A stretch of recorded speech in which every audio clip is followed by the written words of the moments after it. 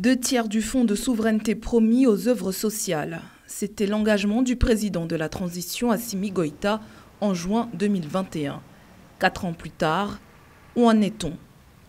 Dans les quartiers de Bamako, la promesse s'illustre parfois en lumière. Ces derniers mois, plusieurs grands axes de la capitale ont été électrifiés, soulageant riverains et commerçants. À l'hôpital du Mali, 1000 panneaux solaires ont été installés récemment.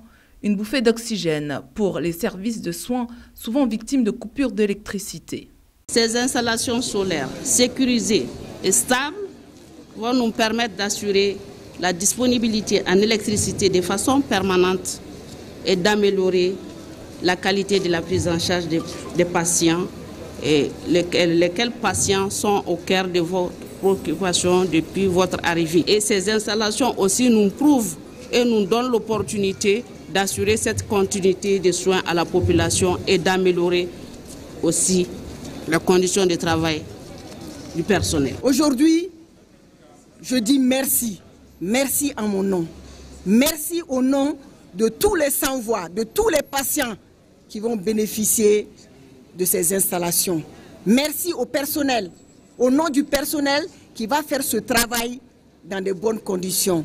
Une mission, c'est les moyens. Aujourd'hui, les agents de l'hôpital du Mali, on vous félicite pour tout ce que vous faites. Mais aujourd'hui encore, redoublez davantage d'efforts. Parce qu'aujourd'hui, vous serez dans les conditions pour mieux travailler. Donc, on ne cessera de remercier le président de la transition.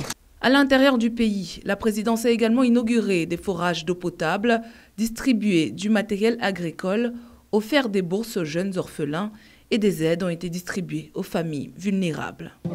Nous, les femmes de Dialakorodji, nous tenons à remercier le président de la transition pour cet acte combien humanitaire.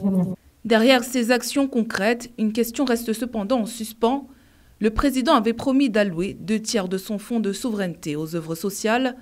Pourtant, aucun document budgétaire détaillé ne permet aujourd'hui de vérifier le respect de cet engagement. Parallèlement, la priorité budgétaire reste la sécurité, avec des hausses significatives sur les dépenses militaires.